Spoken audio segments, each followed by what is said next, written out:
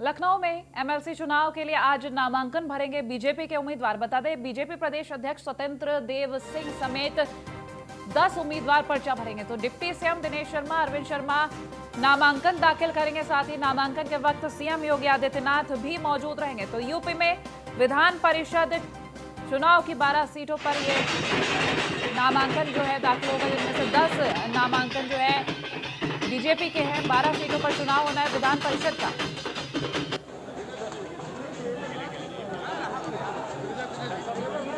Deputy CM Dinesh Sharma, Arvind Kumar Sharma, स्वतंत्र देव सिंह, ये 3 मुख्य नाम हैं 10 उम्मीदवारों में।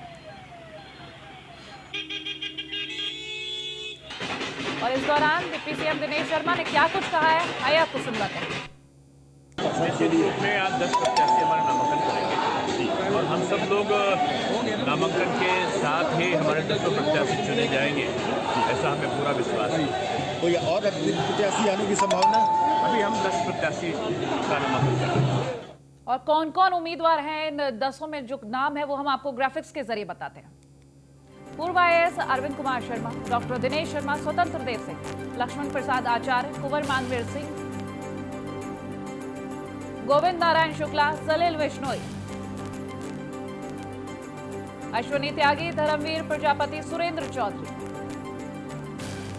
तो ये वो 10 नाम है जो बीजेपी की तरफ से सामने आए और ये 10 उम्मीदवार आज अपना पर्चा भरने जा रहे हैं विधान परिषद के चुनाव के लिए। ये 10 उम्मीदवार आज अपना नामांकन दाखिल कर देंगे।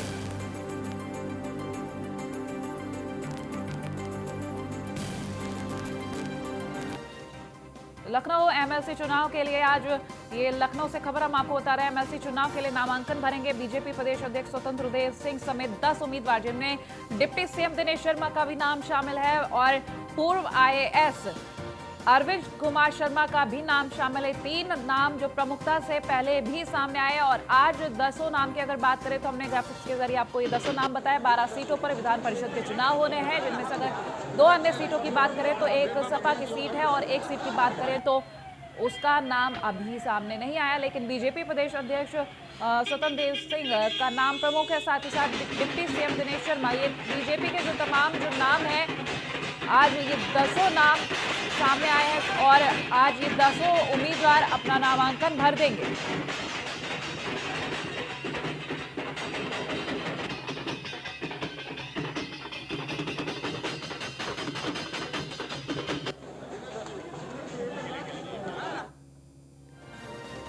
लखनऊ से इस वक्त की बड़ी खबर आ रही है। बता दें, लखनऊ से ये बड़ी खबर, एमएलसी चुनाव के लिए नामांकन प्रक्रिया शुरू हो गई है। तो जहां आज की तारीख तय की गई थी, सभी एमएलसी उम्मीदवार आज अपना नामांकन पत्र भर रहे हैं। बीजेपी के 10 नाम, लखनऊ से ये बड़ी खबर हम आपको बता रहे हैं। बीजेपी के जो नाम, अभी 10 नाम हम आपको बता रहे थे एमएलसी चुनाव की, ये नामांकन प्रक्रिया शुरू हो गई है। सभी उम्मीदवार आज अपने नामांकन का पर्चा दाखिल करेंगे। इस वक्त की बड़ी खबर हम आपको बता रहे हैं लखनऊ से। नामांकन प्रक्रिया शुरू हो चुकी है एमएलसी चुनाव के लिए। 12 सीटों पर विधान परिषद के ये चुनाव होने हैं, जहां सभी एमएलसी उम्मीदवार नामांकन पत्र अपना भर रहे हैं।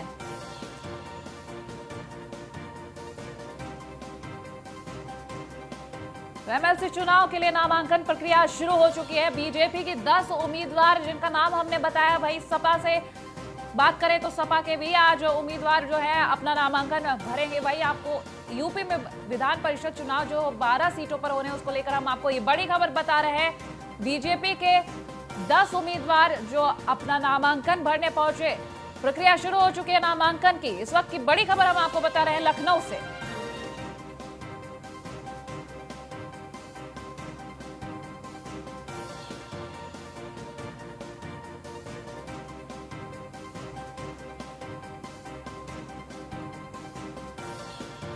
सभी एमएलसी उम्मीदवार नामांकन पत्र अपना भर रहे हैं। जहां बीजेपी के 10 उम्मीदवार हैं, उन तमाम उम्मीदवारों के हमने आपको नाम बताया। विधान परिषद के 12 सीटों पर यह चुनाव होना है। लखनऊ से संवाददाता एसके वाजपेयी हमारे साथ लाइव जुड़ गए हैं, उनसे पूरी जानकारी लेंगे, क्योंकि एसके अब ये नामांकन की प्रक्रिया शुरू हो चुकी है। कुछ वक्त पहले हमने जब नजारा देखा था तो लोग ढोल नगाड़े बजा रहे थे, इस वक्त क्या नजारा है? विधानसभा के अंदर हूं, जहां पर आप ये बगल का रूम है जहां पर मैं उसके बाहर हूं, और बीजेपी के जो 10 प्रत्याशी हैं वो यहां पहुंच चुके हैं। Deputy CM doctor Dinesh Sharma, BJP प्रदेश अध्यक्ष स्वतंत्र देव सिंह, उसके अलावा बीजेपी के संगठन महामंत्री सुनील बंसल और जो भी बीजेपी के प्रत्याशी हैं वो सभी यहाँ मौजूद है। नामांकन प्रक्रिया चल रही है। हम जहां खड़े हैं इसके जस्ट पीछे विधानमंडल दल कार्यालय है, जहां पर नामांकन की प्रक्रिया को पूरा किया जा रहा है। 10 जो बीजेपी के प्रत्याशी हैं वो अपना पर्चा भर रहे हैं, उनके साथ में एडवोकेट्स हैं, और जो प्रक्रिया होती है पूरे नामांकन की वो प्रक्रिया पूरी की जा रही है। बीजेपी प्रदेश अध्यक्ष की तरफ से सभी नामांकन पत्र अधिकारी को जो यहाँ पर रिटर्निंग ऑफिसर हैं उनको सौंप दिए गए हैं। उनकी कहीं ना कहीं लिखा पढ़ी चल रही है और अब से थोड़ी देर बाद नामांकन प्रक्रिया पूरी हो जाएगी। तो हम कहें बीजेपी के लिए महत्वपूर्ण है। और सबसे बड़ी बात यह भी है कि आज नामांकन का अंतिम दिन है, और इस अंतिम दिन पर कहीं ना कहीं हम अगर कोई दूसरा पार्टी, चाहे वो बीएसपी हो या भारतीय जनता पार्टी की तरफ से अगर प्रत्याशी नहीं उतारा जाता है, तो ऐसी स्थिति में ये बहुत ज्यादा संभव है कि कहीं न कहीं समाजवादी पार्टी का दूसरा प्रत्याशी जीत कर अंदर चला जाए। यही सवाल मुझे आपसे पूछना है कि 10 उम्मीदवारों के नाम तो बीजेपी की तरफ से सामने आ गए, लेकिन जो 2 उम्मीदवार, एक तो सपा की तरफ से पहले ही नाम सामने आ गया था, लेकिन अगर हम दूसरे की बात करें तो किस तरीके से ये नाम सामने आ सकता है? बिल्कुल, समाजवादी पार्टी के पास जहां दो प्रत्याशी जो उसने उतारे हैं उसमें से एक प्रत्याशी का बहुमत है। साथ ही साथ में दूसरे प्रत्याशी के लिए कहीं न कहीं उसको दूसरे दलों पर निर्भर रहना है, चाहे वो कांग्रेस हो, सुहेल जो समाज पार्टी हो, या आरएलडी हो, या उसके अलावा जो अन्य निर्दलीय विधायक है। लेकिन ये तभी होगा जब बीएसपी या किसी अन्य पार्टी की तरफ से कोई प्रत्याशी यहाँ पर अपना नामांकन कर देता है। तो बसपा को लेकर अगर सवाल किया जाए तो बसपा की तरफ से क्या कुछ रह रहा है? बीएसपी ने 2 नामांकन पत्र जरूर खरीदे हैं, लेकिन उनकी तरफ से अभी तक किसी भी आधिकारिक प्रत्याशी की घोषणा नहीं की गई है, जिससे कहीं न कहीं अभी तक संशय बना हुआ है कि बीएसपी अपना प्रत्याशी उतारेगी अथवा नहीं उतारेगी। क्योंकि बीएसपी के सामने भी समस्या है कि बीएसपी के पास बहुमत नहीं है। 6 विधायक उसके पहले से बागी हैं जो कि समाजवादी पार्टी के संपर्क में है। पिछले ही विधान परिषद के चुनाव में उन्होंने यह साफ कर दिया था कि वो बीएसपी के साथ नहीं है। तो कहीं ना कहीं ये वो महत्वपूर्ण चीजें हैं जिसको लेकर बीएसपी भी असमंजस की स्थिति में है। लेकिन चूंकि नामांकन का अंतिम दिन है और अभी वक्त है, अब ये देखना है कि किस प्रत्याशी को बीएसपी मैदान में उतारती है। भारतीय जनता पार्टी इसके लिए क्या रणनीति करती है, क्योंकि कहीं ना कहीं 2022 का जो इलेक्शन है वो बीजेपी समेत सभी पार्टी के लिए महत्वपूर्ण है। और बीजेपी की कोशिश यही होगी कि समाजवादी पार्टी के दूसरे प्रत्याशी को रोका जाए, क्योंकि पिछले चुनाव में ही बीएसपी सुप्रीमो ने साफ कर दिया था कि वो किसी भी स्थिति में सपा के प्रत्याशी को नहीं जीतने देंगी। अगर इनकी जगह पे उनको बीजेपी प्रत्याशी का भी समर्थन करना पड़े तो वो करेंगी। तो ये वो महत्वपूर्ण चीजें हैं जिसको लेकर कहीं ना कहीं अभी तक संशय चल रहा है। हालांकि बीजेपी अपने प्रत्याशी का नामांकन कर रही है, सपा अपने दोनों प्रत्याशियों का नामांकन कर चुकी है। अंतिम तिथि है, जो निर्धारित समय है, अगर उसके अंदर कोई प्रत्याशी नामांकन करता है तो निश्चित है कि चुनाव होगा। अगर नामांकन नहीं होता है तो ऐसी स्थिति में समाजवादी पार्टी के दोनों प्रत्याशी जीत कर सदन पहुंच जाएंगे, जो कि निर्विरोध हो जाएगा। बीजेपी के 10 उम्मीदवार हैं, जिनमें से अगर हम सबसे नया नाम की बात करें तो आईएएस अरविंद कुमार शर्मा का नाम होगा। उनका जो एक्सपीरियंस है किस तरीके का रहेगा और किस तरीके की तैयारियां देखी जा रही? बिल्कुल, जिस तरीके से गुजरात कैडर के आईएएस अधिकारी अरविंद शर्मा ने बीजेपी ज्वाइन की और बीजेपी ज्वाइन करते ही उनको प्रत्याशी बना दिया गया। और अब निश्चित है कि क्योंकि बीजेपी के पास बहुमत है तो वो सदन भी जा रहे हैं। और लगातार इस तरीके की अटकलें और चर्चाओं का बाजार गर्म है कि उनको कहीं ना कहीं उत्तर प्रदेश सरकार में बड़ा पद दिया जा सकता है, क्योंकि वो ब्यूरोक्रेट्स हैं, पीएम मोदी के विश्वसनीय अफसर रहे हैं और एक लंबा समय उन्होंने पीएम मोदी के साथ में बिताया है। तो ये बहुत सारी वो वजहें हैं जिससे कहीं ना कहीं ये चीजें जरूर साफ हो रही हैं कि उनको एक बड़ा पद उत्तर प्रदेश सरकार में मिल सकता है, क्योंकि बहुत ज्यादा समय 2022 के लिए नहीं बचा है। तो ऐसी स्थिति में बीजेपी की कोशिश यही होगी कि चाहे वो कानून व्यवस्था हो, योजनाओं का इंप्लीमेंटेशन हो, जो बड़े पैमाने पर रोजगार और बाकी की जो समस्याएं हैं कहीं ना कहीं जो ब्यूरोक्रेसी पर डिपेंड करती हैं, उसके लिए अरविंद शर्मा मुफीद अफसर हैं। तो ऐसी स्थिति में उनको कोई ऐसा पद दिया जा सकता है जिससे कहीं ना कहीं की इन सारी चीजों का सामंजस्य बैठाया जाए और जो समस्याएं हैं उनका हल निकाला जाए, ताकि भारतीय जनता पार्टी 2022 में 2017 के परफॉर्मेंस को फिर से दोहरा सके। लेकिन फिलहाल अभी जो नामांकन हो रहा है, नामांकन के बाद ये आज शाम को ही तय हो जाएगा कि अगर कोई अन्य प्रत्याशी नहीं आता है तो बीजेपी के सभी 10 प्रत्याशी और समाजवादी के दोनों प्रत्याशी कहीं न कहीं सदन पहुंच जाएंगे, जिसके बाद आगे की प्रक्रिया शुरू होगी। क्योंकि बीजेपी के राष्ट्रीय अध्यक्ष भी लखनऊ दौरे पर आ रहे हैं, तो निश्चित है कि उत्तर प्रदेश सरकार में मंत्रिमंडल विस्तार होना है, तो इन बहुत सारी चीजों को लेकर चर्चा होगी। और उम्मीद है कि पार्टी ने अभी कोर कमेटी की बैठक हुई थी तो उसमें भी सहमति बन चुकी होगी कि आखिर किस तरीके की भूमिका उनकी तय की जाए। लेकिन अगर हम नामांकन की बात करें तो आपने वो तस्वीरें भी अभी देखी होंगी कि किस तरीके से उनके नामांकन में एक बड़ा हुजूम उमड़ा है। और लगातार इस वक्त हम अपने पार्टी की दर्शकों को तरफ से तस्वीरें भी वो दिखा रहे हैं कि किस तरीके से बड़ा हुजूम जो है उमड़ पड़ा है, जहां हम साफ देख सकते हैं कि नामांकन प्रक्रिया जो शुरू हो गई है और नामांकन का आज आखिरी दिन है, जिसको देखते हुए ये हुजूम हम आपको स्क्रीन पर दिखा रहे हैं कि किस तरीके से लोगों का जमावड़ा यहाँ पर देखा जा रहा है। 10 उम्मीदवार बीजेपी के जो अपना नामांकन का पर्चा भरने जा रहे हैं। और साथ ही साथ आपको ये भी बता दें, विधान परिषद की 12 सीटों पर आज ये चुनाव के लिए नामांकन प्रक्रिया शुरू हो चुकी है। एसके हमारे साथ बने हुए हैं। एसके, चूंकि आप अभी हमें आईएएस अरविंद कुमार शर्मा के बारे में बता रहे थे, और अगर हम आज की नामांकन प्रक्रिया के बारे में बात करें तो सीएम योगी आदित्यनाथ की मौजूदगी भी होनी थी।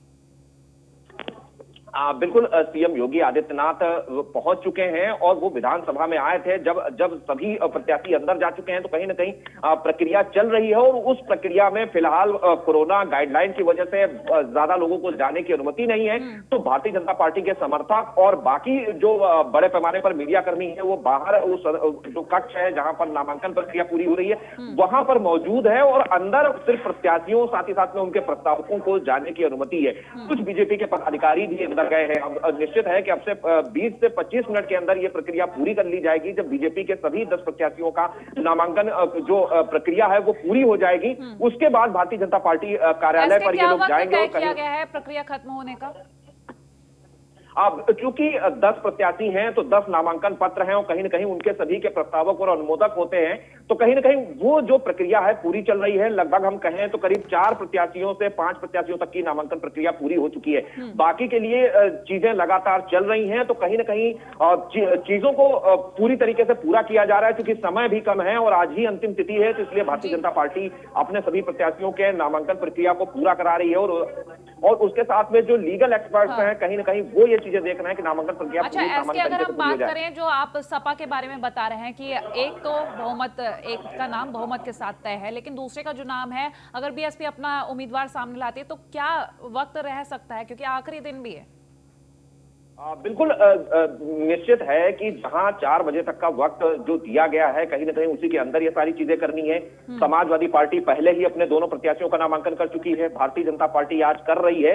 तो 12 प्रत्याशी जिन सीटों पर चुनाव हो रहा है उन सभी सीटों पर घोषित हो चुके हैं और उनका नामांकन प्रक्रिया भी अब से थोड़ी देर बाद पूरी हो जाएगी। तो निश्चित है अब सारा दारोमदार बीएसपी पर डिपेंड करेगा, क्योंकि अगर उसने पर्चे खरीदे हैं और वो नामांकन करते हैं तो ऐसी स्थिति में चुनाव होगा।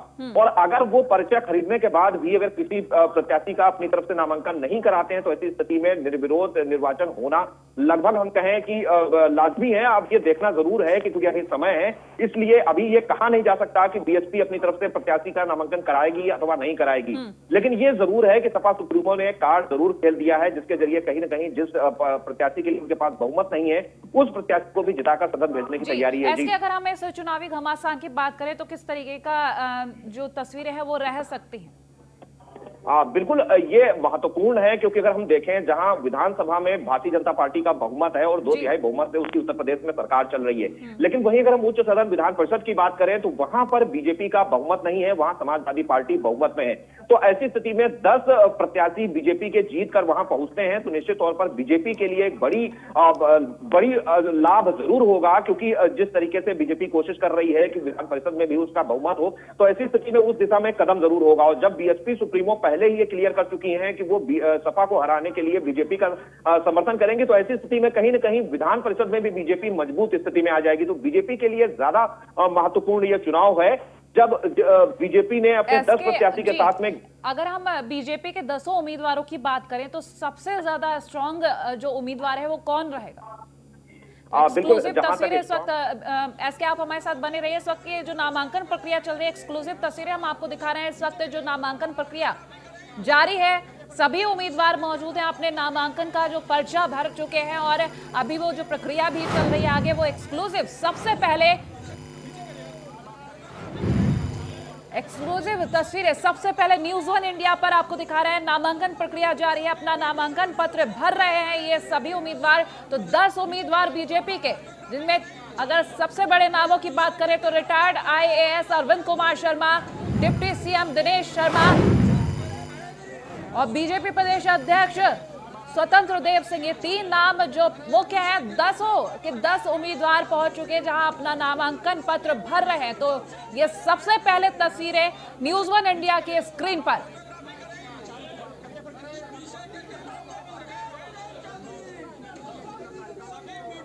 सबसे पहले एक्सक्लूसिव तस्वीरें न्यूज़ वन इंडिया की स्क्रीन पर आप देख रहे हैं। नामांकन प्रक्रिया जो जारी है।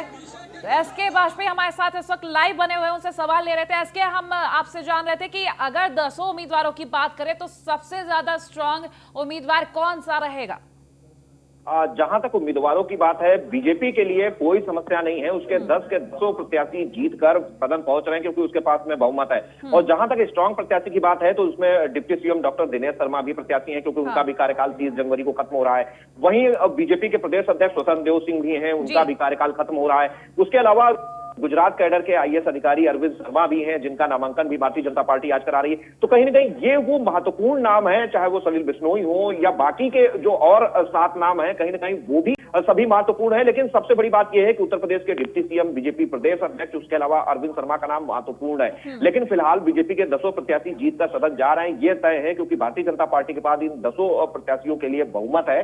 तो इसमें कहीं कोई परेशानी की बात फिलहाल भारतीय जनता पार्टी के लिए नहीं है। हाँ, यह जरूर है कि जो 12वां प्रत्याशी है उसको लेकर लगातार असमंजस बरकरार है। भारतीय जनता पार्टी की कोशिश जरूर होगी कि कहीं ना कहीं समाजवादी पार्टी के दूसरे प्रत्याशी को रोका जाए। उसके लिए क्या किया जा सकता है, कहीं ना कहीं वो प्रयास भारतीय जनता पार्टी जरूर कर रही होगी और उसके रणनीतिकार इन सारी चीजों को लेकर विचार विमर्श जरूर कर रहे होंगे। जी, क्योंकि अगर हम बात करें, आपने जैसे कि बताया 2 सीट, जो एक तो सपा ने अपना उम्मीदवार का नाम जो है बहुमत के साथ बता ही दिया। अगर हम बीजेपी की बात करें तो आपने बताया सबसे जो उम्मीदवारों की बात की, स्ट्रॉन्गेस्ट प्रत्याशी जिसको कहेंगे स्वतंत्र देव सिंह, डिप्टी CM दिनेश शर्मा और IAS रिटायर्ड IAS अरविंद कुमार शर्मा, ये 3 वो नाम है जो सबसे ज्यादा स्ट्रॉन्गेस्ट है। तो अगर हम बात करेंगे बसपा की, तो बसपा की तरफ से आप साफ बता रहे हैं कि फॉर्म ले लिया गया लेकिन नाम अभी तक सामने नहीं आया। तो ऐसे में और कितना वक्त रह सकता है? BSP के लिए परेशानी जरूर है क्योंकि BSP के पास में बहुमत नहीं है। उसके पास जो 20 विधायक हैं उनमें से भी 6 विधायक कहीं ना कहीं बागी हो चुके हैं। पिछले चुनाव में ही उन्होंने ये चीज दिखा दी थी कि वो बहुजन समाज पार्टी के निर्णय के साथ नहीं खड़े हैं। उन्होंने मीडिया में आके बोला था कि जिस तरीके का निर्णय BSP सुप्रीमो की तरफ से लिया गया, कहीं ना कहीं वो उस निर्णय के खिलाफ हैं और ऐसे निर्णय का वो विरोध करेंगे। ऐसे में बसपा सुप्रीमो मायावती ने भी यही कहा था कि हम अकेले चुनाव लड़ेंगे, क्योंकि इस बार चाहे कोई भी चुनाव, उन्होंने कहा कि मैं अकेले, हमारी जो पार्टी अकेले ही चुनाव में आगे बढ़ेगी, किसी पार्टी के साथ नहीं जाएगी। जहां तक विधानसभा का चुनाव है, BSP सुप्रीमो अकेले लड़ेंगी, ये उन्होंने जरूर कहे कि संदेश दिया है अपने अब जो प्रेस कॉन्फ्रेंस हाल में की थी। लेकिन ये विधान परिषद का चुनाव है तो कहीं ना कहीं इसके लिए उनके पास बहुमत नहीं है। जो बहुमत उनको 32 जो प्रथम वरीयता के वोट चाहिए वो उनके पास नहीं है। तो ये निश्चित है कि वो बाकी इसकी पार्टियों से एक सामंजस्य बिठाने की कोशिश करेंगी। वो भारतीय जनता पार्टी की भी कोशिश यही होगी कि जो उसके बचे हुए वोट या जो उसके सहयोगी दल हैं, अपना दल जैसे पार्टियां हैं जो उसके साथ हैं, कहीं ना कहीं उनका वोट BSP की तरफ में कोशिश किया जाए कि डाइवर्ट किया जाए और जो BSP का प्रत्याशी है उसको जिता के सदन में जाए। क्योंकि सदन में जब कोई भी चीज, तो लगातार ये एक्सक्लूसिव तस्वीरें हम आपको दिखा रहे हैं जो लखनऊ में 10 उम्मीदवार अपने नामांकन पत्र को भर रहे हैं। तो वो प्रक्रिया अभी भी जारी है। सबसे पहले एक्सक्लूसिव तस्वीरें आपके स्क्रीन पर। जी हाँ, जिस तरीके से नामांकन प्रक्रिया का आज आखिरी दिन है तो 10 उम्मीदवार आज बीजेपी के योद्धा अपना नामांकन पत्र भर रहे हैं। तो 10 उम्मीदवार, जिसमें प्रमुख नामों की अगर बात करें तो स्वतंत्र देव सिंह, डिप्टी CM दिनेश शर्मा और रिटायर्ड IAS अरविंद कुमार शर्मा, ये 3 मुख्य नाम है। अगर अन्य नामों की बात करें तो जितने भी जो ये 10 नाम है। और अब आपको विधानसभा के बाहर जो भीड़ है वो दिखाते हैं। एक्सक्लूसिव तस्वीरें इस वक्त की कि किस तरीके से ये हुजूम उमड़ा है। हालांकि कोरोना गाइडलाइन का भी पालन करवाया जा रहा है। बता दें, ये हुजूम देखा जा रहा है विधानसभा के बाहर। वो एक्सक्लूसिव तस्वीरें सबसे पहले न्यूज़ वन इंडिया के स्क्रीन पर आपको दिखा रहे हैं। तो नामांकन प्रक्रिया जारी है। 10 उम्मीदवार अपना नामांकन पत्र भर रहे हैं और विधानसभा के बाहर का ये माहौल, ये तस्वीरें एक्सक्लूसिव आपको दिखा रहे हैं न्यूज़ वन इंडिया के स्क्रीन पर।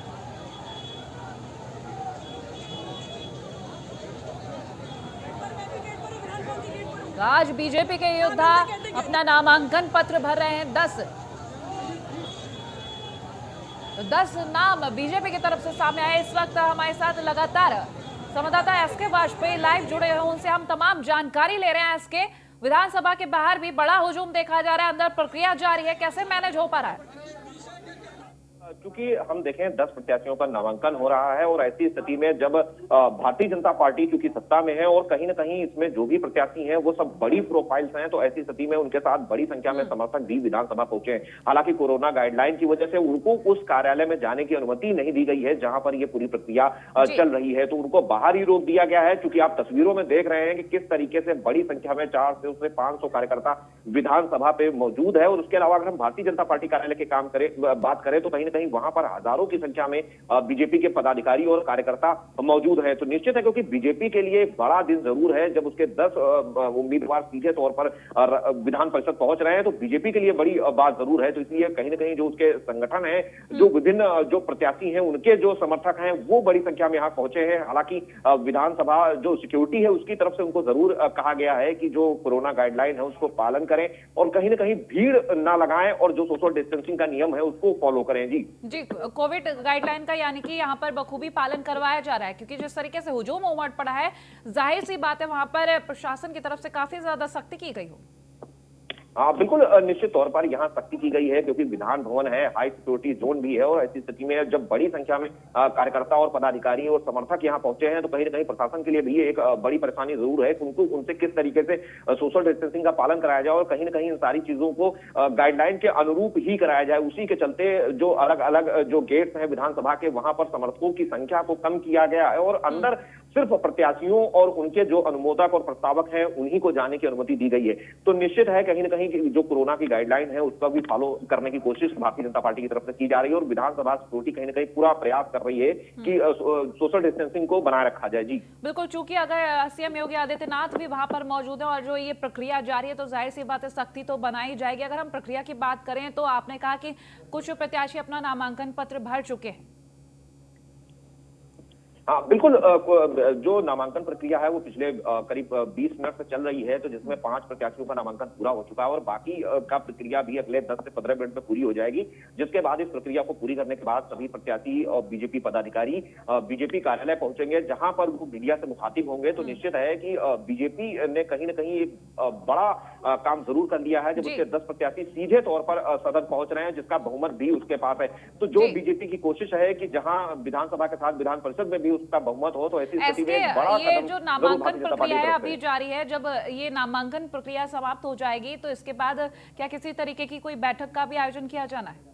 हाँ बिल्कुल, ये नामांकन प्रक्रिया समाप्त होने के बाद ये प्रत्याशी और उनके समर्थक विधान सभा से निकलकर बीजेपी कार्यालय जाएंगे और जहां पर एक बैठक होगी, साथ ही साथ में एक संबोधन भी होगा जिसमें कहीं ना कहीं अपने समर्थकों को ये बताने की कोशिश होगी कि वो आगामी चुनाव की तैयारियों में लगे, क्योंकि बीजेपी कहीं ना कहीं कोशिश कर रही है कि जहां भी हालिया होने वाले पंचायत चुनाव, उसके बाद 2022 के विधानसभा चुनाव को लेकर बेहतर परफॉर्मेंस की जाए। तो कहीं ना कहीं इन सारी चीजों को लेकर अपने कार्यकर्ताओं से बात करने की कोशिश होगी। उसके बाद लगातार जो भारतीय जनता पार्टी के कार्यक्रम लगे हैं, क्योंकि उत्तर प्रदेश में मंत्रिमंडल का विस्तार भी होना है, राष्ट्रीय अध्यक्ष भी लखनऊ आ रहे हैं, तो ये बहुत सारी वो चीजें हैं जिसको लेकर कहीं ना कहीं एक मंथन पार्टी पदाधिकारियों के साथ ही साथ जो प्रत्याशी अभी नामांकन कर रहे हैं उनके साथ एक पार्टी कार्यालय पर होगा, जो यहां से निकलने के बाद प्रस्तावित है। जी एसके, चलिए तमाम जानकारियों के लिए बहुत बहुत शुक्रिया।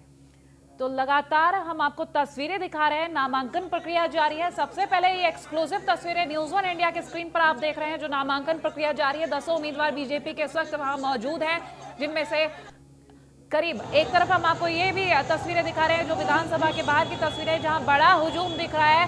साथ ही साथ आपको हम ये भी बता दें कि प्रशासन की तरफ से सख्ती की गई है, किसी को भी अंदर एंट्री नहीं दी जाएगी। इसके पहले जो कोरोना गाइडलाइन है उसका भी पालन कराने की पूरी कोशिश की जा रही है। वहीं अगर नामांकन प्रक्रिया की हम आपको तस्वीरें दिखा रहे हैं तो 10 उम्मीदवार मौजूद और 20 मिनट हो गए इस प्रक्रिया को चलते हुए।